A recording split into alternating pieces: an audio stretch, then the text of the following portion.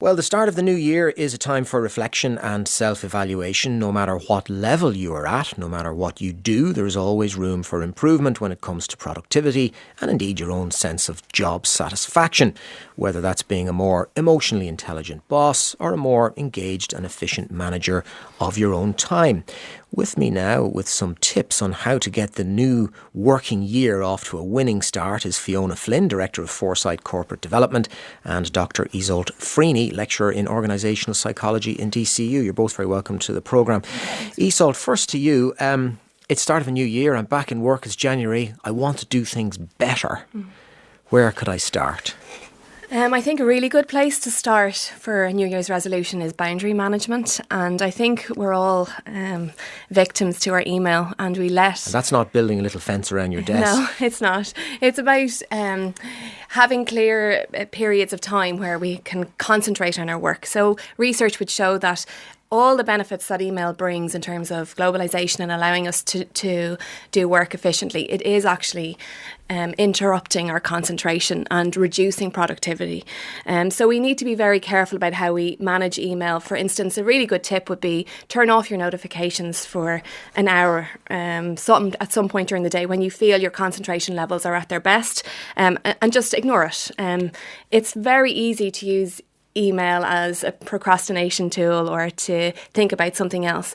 So I would really encourage people to think about having blackout times during their day. So notifications may be very tricky for the stress levels and we need to manage them. Exactly. And it's interesting, in the days before smartphones and before email, people used to have a bleeper if they were in the medical profession. Exactly. So you only got the bleep if it was something really, really urgent. Exactly. There was something almost better about that system, wasn't there? In a way, you could prioritise. Yeah, I think you can prioritise much better, whereas we're letting emails now dictate how our day unfolds, and we're letting it set our to-do list. We're letting it distract us from things that perhaps we would achieve a lot more from by putting a lot more effort into it, thinking about it, and instead we're letting it distract us on a continual basis during the day. What about emails at home?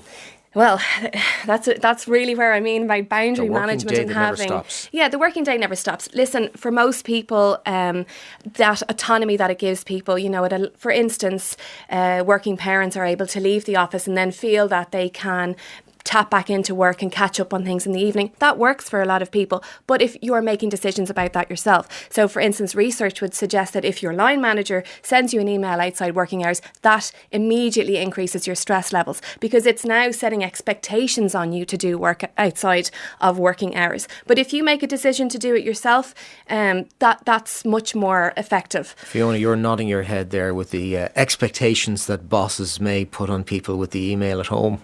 Yeah, no, very much so, Richard.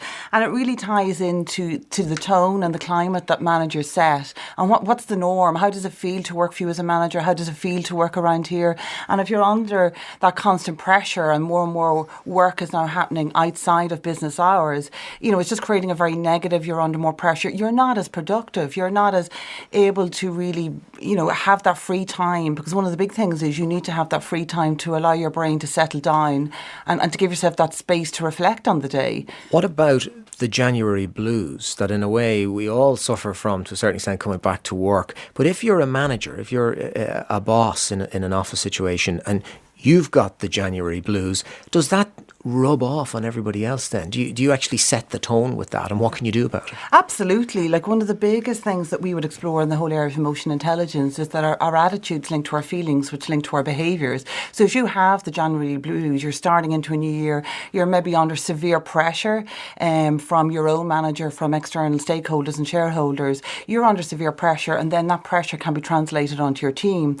But the reality is, if you can be very aware, so be very self-aware as to what you're feeling and how that's showing up in your behaviour, and make a conscious effort to have a very positive climate, very positive behaviour in the office, you will actually get more out of your team. Are managers very self-aware, do you think? Are they good at identifying what their own weaknesses are in how they perform their job? Some are, and some are really focusing on developing in this space. Some people, because they're under such pressure, that part of the brain which gives them the self-awareness is actually shutting down, and they're in the fight or flight mode, so they're in survival mode. But people who are very very working on it and are very aware around it, are actively on a daily basis really practicing. So, that whole space of emotional intelligence is actually a verb. It's something we actually have to actively work on a daily basis. So we have to give ourselves that free time, as Isolde is saying. We have to give ourselves that reflective time. Isolde, on the free time issue, what about the lunch break? Yeah. Increasingly people are under pressure and they're taking lunch at their desk.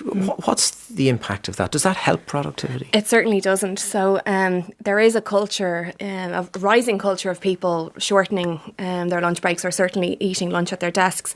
And it's almost frowned upon to take yourself off. But research, again, would suggest that productivity really suffers in the afternoons in particular if you don't take your lunch break. And some really interesting research found that the best way to increase productivity in the afternoon was to take a 15-minute walk out in nature, not with a work colleague because you'll end up venting or complaining about things at work, but to take that 15 minutes by yourself and just absorb your surroundings and just switch off. And it really increased engagement and performance in the afternoons. It's actually encouraging, rather than maybe sit around and have a chat with colleagues, get away from the colleagues. Yeah, well, I suppose social support from our colleagues is a very important aspect of our work. But in terms of productivity and, reinvigorating the brain, getting us ready to concentrate and be productive in the afternoon, we do need space away from work. For a long time, psychologists have talked about the 40-minute concentration period. If you stay in the office, if you're sedentary for the whole day, your concentration is really going to suffer. So productivity as a result will decline. So it is really important to get that 15 minutes of exercise. Listen, our physical and our mental health are absolutely intertwined, so it is very important to do it. What about deciding, I want 2017 in my job to be a big year. I want in 12 months from now to have improved my situation in work, to be getting ahead, etc. Somebody who has a lot of ambition and wants to get ahead. Any advice for them on that? I think traditionally we've when we talk about creating motivating work environments, we've always, I suppose, said that we have to design work to be motivating. But in fact, employees are much more active agents in shaping their work environments than they might actually realise. So I would really encourage this idea of job crafting. So craft the job that you want. Seek out new challenges at work. Ask for job rotation or to act up on, at work, to take on new responsibilities. These are the things that get you noticed by managers, and they can create a much more interesting work experience. And hopefully try not to tread on some of your colleagues' toes in the process if you're encroaching on them, and handle that well. I'm afraid we'll have to leave it there. Fiona Flynn, Director of Foresight Corporate Development, and Dr. Isolde Freeney, Lecturer in Organisational Psychology in DCU. Thank you very much for joining us on the programme.